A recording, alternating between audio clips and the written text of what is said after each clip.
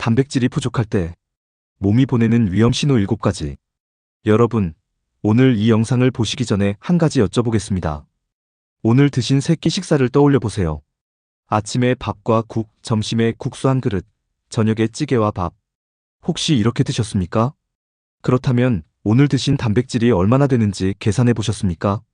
많은 60대 어르신들의 하루 단백질 섭취량이 실제로 필요한 양의 절반도 안 된다는 조사 결과가 있습니다. 그런데 더 심각한 것은 대부분의 분들이 자신이 단백질 부족 상태라는 것을 전혀 모르고 계신다는 점입니다. 오늘 이 영상을 끝까지 보시면 단백질 부족이 얼마나 무서운 결과를 낳는지, 그리고 지금 당장 어떻게 해결해야 하는지 명확하게 아시게 될 겁니다. 특히 고기를 잘 안 드시는 분들, 소화가 힘들어 식사량을 줄이신 분들은 반드시 끝까지 봐주시기 바랍니다. 오늘 4가지 파트로 나눠서 말씀드리겠습니다. 파트 1에서는 단백질이 부족할 때 몸이 보내는 위험 신호 7가지, 파트 2에서는 단백질이 60대 몸에서 하는 놀라운 역할, 파트 3에서는 하루 단백질 필요량을 쉽게 채우는 방법, 파트 4에서는 식물성과 동물성 단백질을 현명하게 조합하는 전략을 말씀드리겠습니다. 끝까지 함께 해주세요. 위험 신호 7가지. 위험 신호 1. 머리카락이 많이 빠진다. 머리를 감을 때 머리카락이 한 움큼씩 빠지거나 빗질 후 빗에 머리카락이 많이 걸린다면 단백질 부족을 의심해보세요. 머리카락의 주성분이 케라틴이라는 단백질입니다. 단백질이 부족하면 몸은 생명 유지에 필수적인 장기와 근육에 먼저 단백질을 공급하고 머리카락 같은 부위에는 마지막으로 공급합니다. 그 결과 머리카락이 가늘어지고 많이 빠지게 됩니다. 갑자기 탈모가 심해졌다면 단백질 섭취량을 먼저 점검해보세요.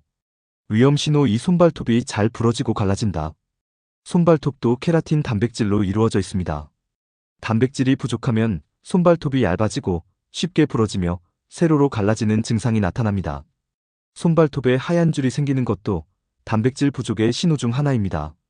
위험 신호 3. 상처나 멍이 오래간다. 작은 상처가 나도 아무는데 오래 걸리거나 조금만 부딪혀도 심한 멍이 들고 오래 지속된다면 단백질 부족을 의심해 볼 수 있습니다.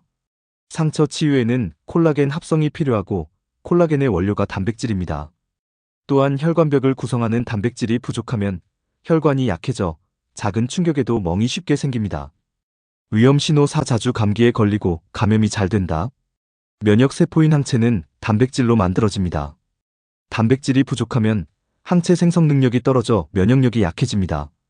계절이 바뀔 때마다 감기에 걸리거나 한번 감기에 걸리면 오래 낫지 않는다면 단백질 부족이 원인일 수 있습니다.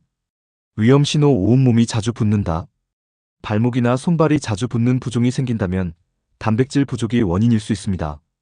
혈액 속 알부민이라는 단백질은 혈관 내 삼투압을 유지하여 혈액이 혈관 밖으로 새어나가는 것을 막는 역할을 합니다. 단백질이 부족하면 알부민이 감소하고 혈액 속 수분이 혈관 밖으로 새어나가 조직에 쌓이면서 부종이 생깁니다. 위험 신호 6. 이유 없이 극심한 피로감이 지속된다. 충분히 자도 피곤하고 오전부터 기운이 없다면 단백질 부족을 의심해보세요. 단백질은 에너지 대사에 관여하는 효소와 호르몬의 원료입니다. 단백질이 부족하면 이 효소와 호르몬이 제대로 만들어지지 않아 에너지 생산 효율이 떨어집니다. 또한 근육이 빠지면서 같은 일을 해도 더 많은 에너지가 소모되어 피로감이 커집니다. 위험 신호 7. 기분이 자주 우울하고 집중력이 떨어진다. 뇌에서 기분을 조절하는 신경 전달 물질인 세로토닌과 도파민도 아미노산, 즉 단백질에서 만들어집니다. 단백질이 부족하면 이 신경 전달 물질 생성이 줄어들어 우울감, 불안감, 집중력 저하가 생길 수 있습니다. 이유 없이 기분이 가라앉거나 예전에 잘하던 일에 집중이 안 된다면 단백질 섭취량을 점검해 보세요. 탈모, 손발톱 약화, 상처 치유 지연, 면역력 저하, 부종, 만성 피로, 우울감.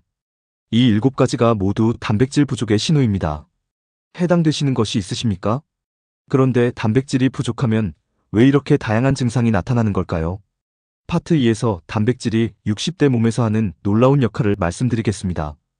파트 2. 단백질이 60대 몸에서 하는 놀라운 역할. 단백질이 중요하다는 말은 많이 들어보셨을 겁니다. 하지만 단백질이 구체적으로 몸에서 무슨 역할을 하는지 아시는 분은 많지 않습니다.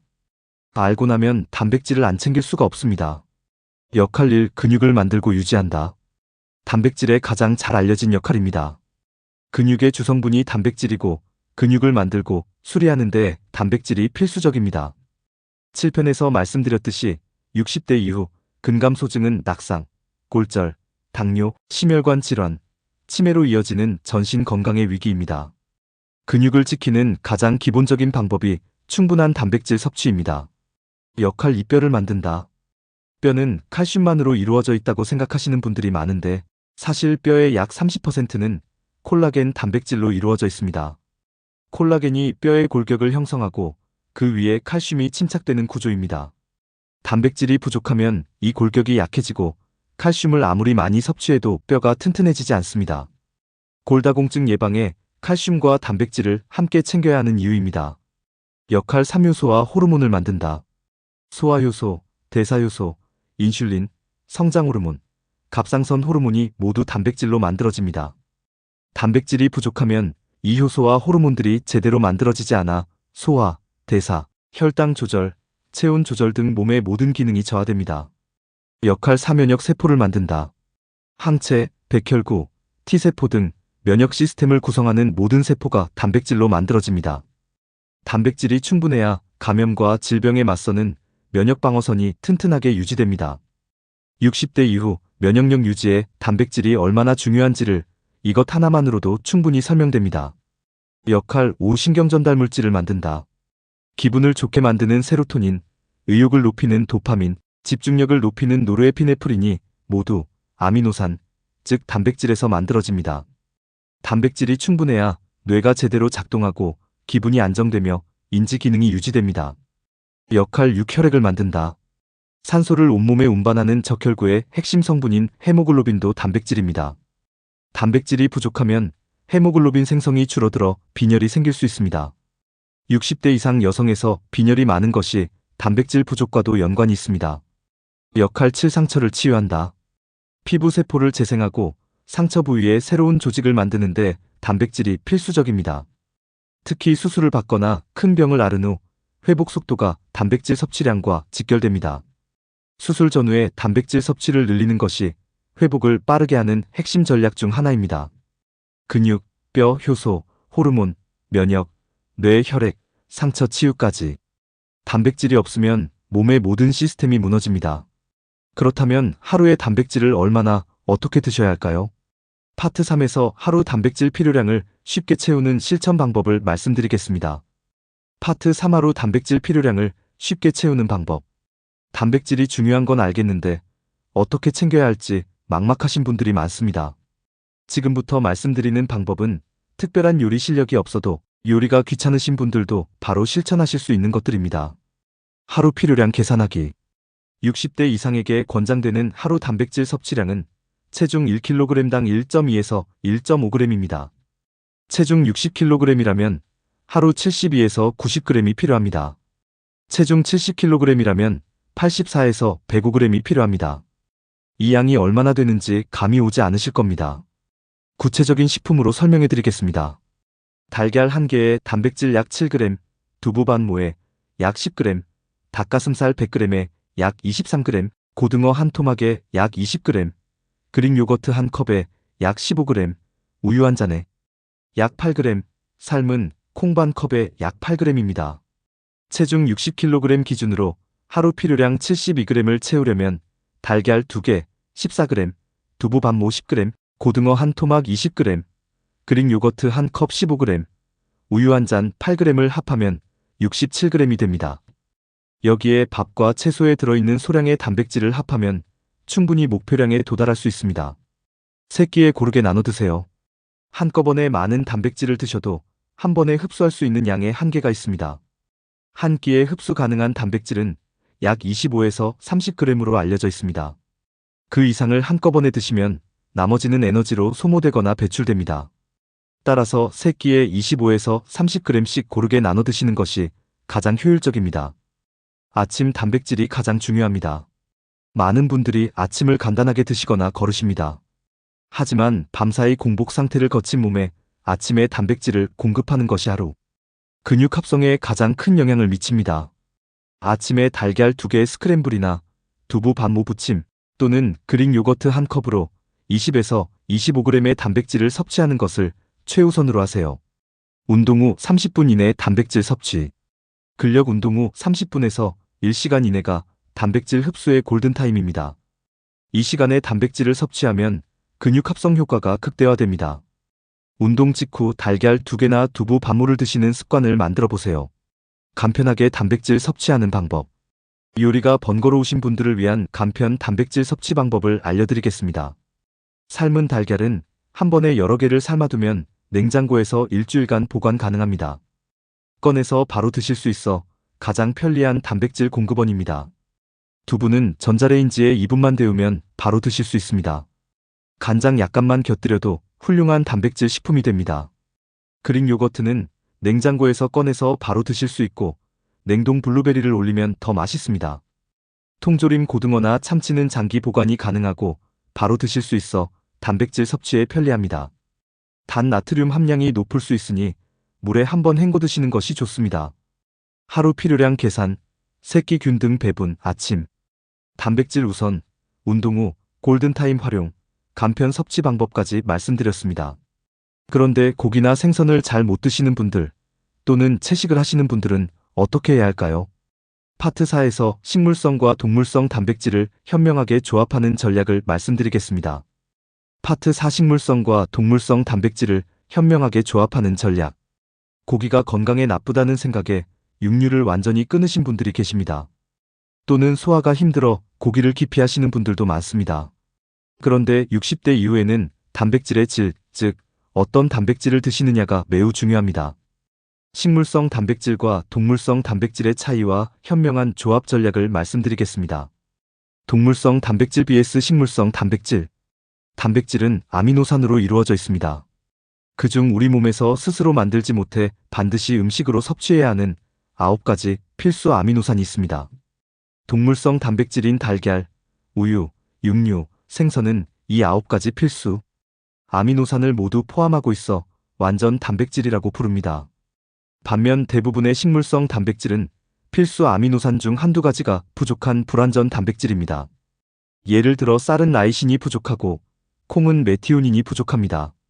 하지만 두 가지를 함께 드시면 서로의 부족한 아미노산을 보완하여 완전 단백질과 유사한 효과를 낼 수 있습니다. 밥과 콩을 함께 먹는 우리 전통 식문화가 사실 영양학적으로 매우 과학적인 조합입니다. 60대에게 권장하는 단백질 조합 전략. 완전히 채식을 하시는 분이 아니라면 동물성 단백질과 식물성 단백질을 절반씩 조합하시는 것을 권장합니다. 동물성 단백질은 흡수율이 높고 필수 아미노산이 완전하지만 포화지방이 많을 수 있습니다. 식물성 단백질은 식이섬유와 항산화 물질이 풍부하지만 흡수율이 상대적으로 낮습니다. 두 가지를 적절히 조합하면 각각의 장점을 취하고 단점을 보완할 수 있습니다. 아침에 달걀 2개와 두부 반모를 함께 드시면 동물성과 식물성 단백질이 균형 있게 공급됩니다. 점심에 고등어 구이와 콩나물 무침을 함께 드시는 것도 훌륭한 조합입니다. 저녁에 닭가슴살과 브로콜리를 함께 드시면 단백질과 항산화 영양소를 동시에 챙길 수 있습니다. 고기 소화가 힘드신 분들을 위한 대안. 붉은 고기인 소고기나 돼지고기가 소화가 힘드신 분들에게 더 쉬운 대안 단백질 식품들을 알려드리겠습니다. 달걀은 소화 흡수율이 97%로 모든 식품 중 가장 높습니다. 두부는 콩을 갈아 만든 것이라 콩을 직접 드시는 것보다 소화가 훨씬 쉽습니다.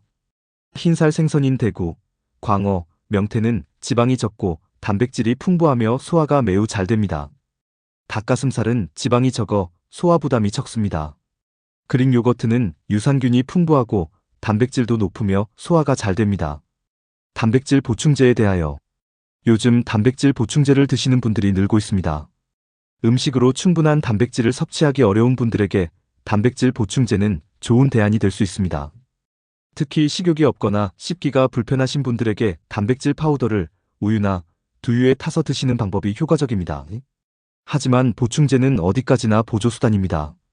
가능하면 음식을 통해 단백질을 섭취하시는 것이 영양소 균형 측면에서 더 유리합니다. 보충제를 선택하실 때는 당분이 적고 단백질 함량이 높은 제품을 고르시고 신장 질환이 있으신 분들은 반드시 주치의와 상담하신 후 드시기 바랍니다. 오늘부터 실천하는 단백질 습관. 마지막으로 오늘부터 당장 실천하실 수 있는 단백질 습관 3가지를 말씀드리겠습니다. 첫 번째로 냉장고에 삶은 달걀 5개를 항상 준비해 두세요. 언제든지 바로 드실 수 있는 단백질 비상식량입니다. 두 번째로 마트에 갈 때 두부를 2모씩 사서 냉장 보관하세요. 두부는 다양한 요리에 활용할 수 있고 칼로리 대비 단백질 함량이 높습니다. 세 번째로 매 식사 때 단백질 식품이 있는지 먼저 확인하는 습관을 만드세요. 없다면 달걀 하나라도 추가하세요. 이 3가지 습관만으로도 하루 단백질 섭취량이 크게 늘어납니다. 오늘 4가지 파트에 걸쳐 단백질의 모든 것을 말씀드렸습니다.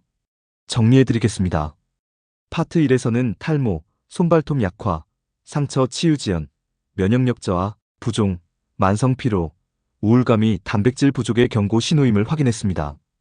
파트 2에서는 단백질이 근육, 뼈, 효소, 호르몬, 면역, 뇌, 혈액, 상처 치유에 모두 관여하는 생명 유지의 핵심 영양소임을 말씀드렸습니다. 파트 3에서는 체중 1kg당 1.2에서 1.5g의 단백질을 3끼에 나눠 드시는 방법과 삶은 달걀, 두부, 그릭 요거트로 간편하게 섭취하는 방법을 알려드렸습니다. 파트 4에서는 동물성과 식물성 단백질을 절반씩 조합하고 소화가 힘드신 분들은 달걀, 두부, 흰살 생선으로 대체하는 전략을 말씀드렸습니다. 오늘 이 영상을 보신 후 딱 한 가지만 실천해주세요. 내일 아침 식사에 달걀 2개를 추가해보세요. 삶아도 좋고 프라이를 해도 좋고 스크램블을 해도 좋습니다. 그 달걀 2개가 여러분의 근육을 지키고 뼈를 튼튼하게 하고 면역력을 높이는 시작이 됩니다. 단백질은 선택이 아닙니다. 60대 이후 건강한 삶을 유지하기 위한 필수 조건입니다. 오늘부터 단백질을 의식적으로 챙기세요. 3개월 후 달라진 몸을 직접 느끼실 수 있을 겁니다. 5편 걷기, 6편 스트레칭, 7편 근력관리, 8편 낙상 예방, 9편 식습관, 그리고 오늘 10편 단백질까지 함께 해주셨습니다. 60대 건강의 6기둥이 완성됐습니다. 이 6가지를 모두 실천하신다면 건강한 노후의 든든한 토대가 마련됩니다. 다음 11편에서는 혈압이 걱정된다면 지금부터 바꿔야 할 습관, 혈압관리편을 준비했습니다. 오늘 배우신 단백질 관리와 함께 혈압을 자연스럽게 낮추는 생활 습관을 강연 스타일로 정리해드릴 예정입니다. 구독하시고 알림 설정해두시면 업로드 즉시 받아보실 수 있습니다. 이 영상이 도움이 되셨다면 구독과 좋아요 꼭 부탁드립니다. 단백질이 부족한 부모님이나 주변 어르신들께도 이 영상을 꼭 공유해주세요. 오늘도 건강한 하루 되십시오. 감사합니다.